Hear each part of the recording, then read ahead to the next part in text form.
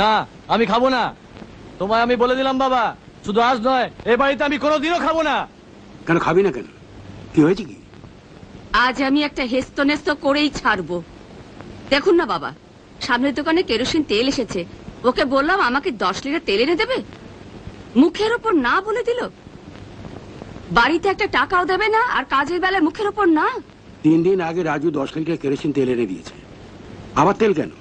বাপের বাড়িতে লাইন দিয়ে তেল তোলার তো কেউ নেই, তাই এই 10 লিটার তেল তুলে বাপের বাড়িতে পাঠাবো। তেলের দোকান তো আর আমার বাবার তেলের দোকান না যে যখন বলবো লিটার লিটার তেল তুলে দিয়ে দেবে। তোমরা তো শুনেছি পাড়ার মাস্তান, তোমাদের ভয়ে বাঘে গরুতে এক ঘাটে জল খায়। মাস্তান আমরা নই বৌদি, কেউ অন্যায় করলে তার প্রতিবাদ আমরা করি। আচ্ছা বলো তো বাবা, সেখানে আমি নিজে অন্যায়টা কি করে করি? এত লোক তেলের দোকানে লাইন দিয়ে দাঁড়িয়ে আছে, তাদের ডিঙ্গি আমার তেল আনা কি উচিত? বলো বাবা বলো। এটুকুই যদি না পারো, তাহলে খাওয়া পড়া দিয়ে তোমাকে পুষে আমাদের লাভ কি? শুনলে শুনলে বাবা, সব সময় খালি খাওয়ার খোটা। ও কি সংসারের জন্য কিছুই করে না বৌমা? দুধ আনা, তোমার ছেলেকে স্কুলে পৌঁছে দেওয়া, বাজার করা, লন্ড্রিতে যাওয়া, রাস্তার কল থেকে জল এনে দেওয়া, এসব কাজ করতে গেলে একটা লোক রাখলে তাকে খাওয়া পড়া ছাড়াও অন্তত 500 টাকা মাইনে দিতে হতো। হ্যাঁ, দিতে যেমন হতো তেমনি একদম ঘাট ধরে লাইনে দাঁড় করিয়ে আমি তেল আনাতাম।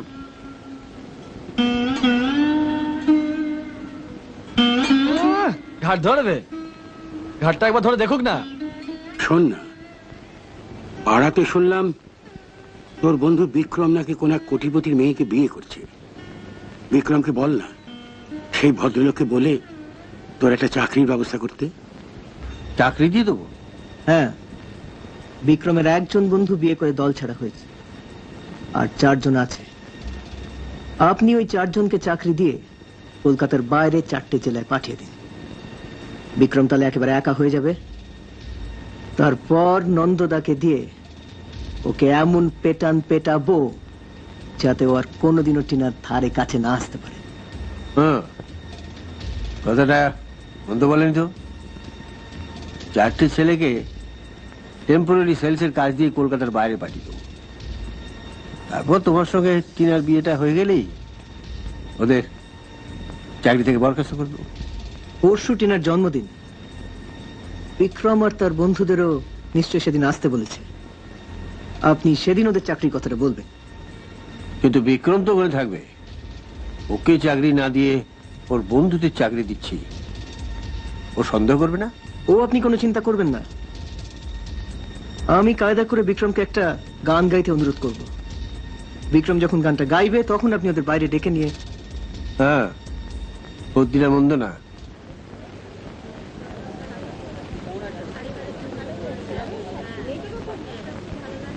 লেডিজ এন্ড জেন্টলম্যান, এখন আপনাদের সামনে গান গেয়ে শোনাচ্ছেন বিক্রম চৌধুরী।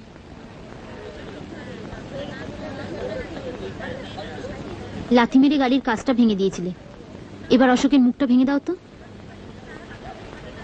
কোনো মানে হয়?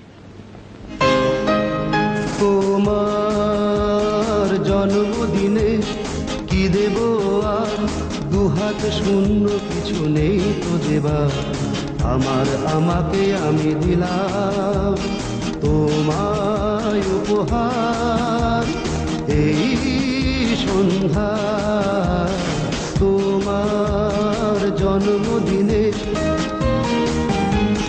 কি দেব আর, দুহাত শূন্য, কিছু নেই তো দেবা। আমাকে আমি দিলাম তোমায় উপহার এই সন্ধ্যা। তোমার জন্মদিনে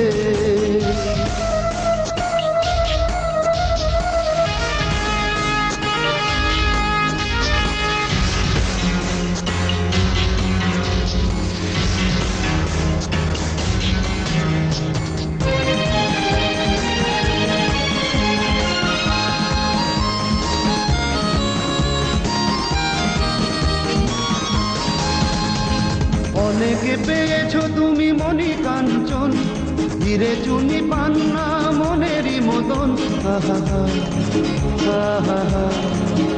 লা লা লা লা লা লা, অনেক পেয়েছো তুমি মনি কাঞ্চন, ধীরে চুনি পান্না মনেরই মতন, তুলনায় আমি কিছু পারিনি দিতে। মন আরো বেশি দিতে চাই, মন আরো বেশি দিতে চাই, উপহার এই সন্ধ্যায় তোমার জন্মদিনে। কি দেব আর দুহাত শূন্য, কিছু নেই তো দেবার, আমাকে আমি দিলাম তোমায় উপহার এই সন্ধ্যায় তোমার জন্মদিনে।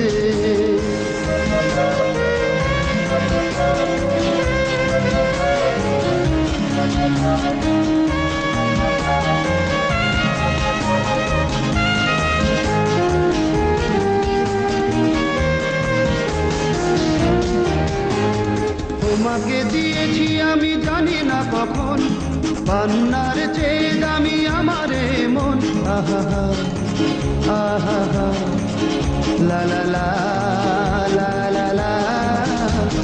তোমাকে দিয়েছি আমি জানি না কখন, পান্নার চেয়ে দামি আমার এ মন।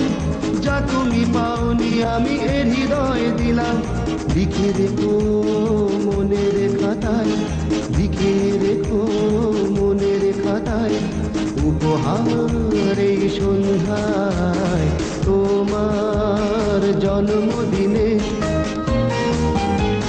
কি দেব আর দুহাত শূন্য, কিছু নেই তো দেবার, আমাকে আমি দিলাম তোমায় উপহার এই সন্ধ্যায় তোমার জন্মদিনে।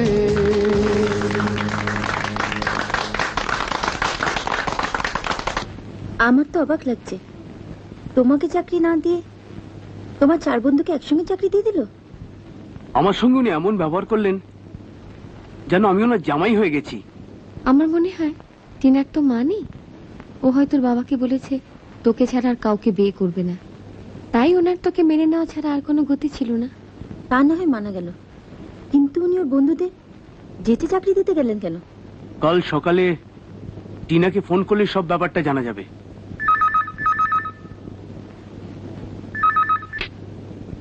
হ্যালো, আমি অশোক বলছি। হ্যাঁ বলো।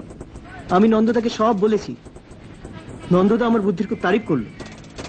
আজ সকালে ট্রেনে বিক্রমের বন্ধুরা সব বাইরে চলে যাবে, ওরা চলে গেলেই বিক্রম একা হয়ে যাবে। বিক্রম চায়ের দোকানে টিনার জন্য অপেক্ষা করবে। নন্দদা দুজন সাকরেদকে নিয়ে চায়ের দোকানে গিয়ে ওকে মেরেছি। আপনি শুধু খেয়াল রাখবেন টিনা যেন সকালে বাড়ি থেকে বেরোতে না পারে, কিংবা কাউকে ফোন না করতে পারে।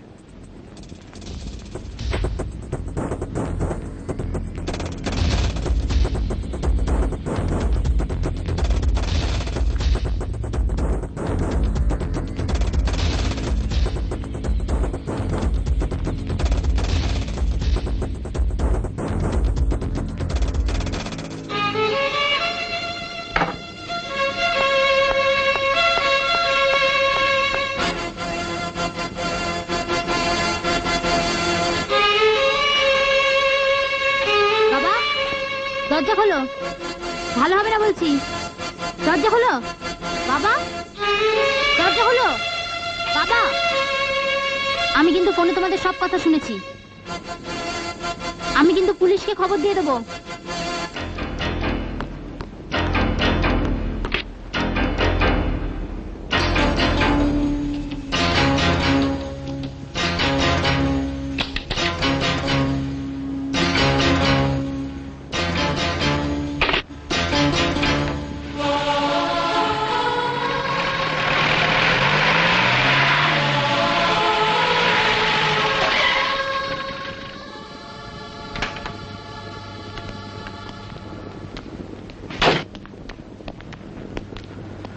কিরে,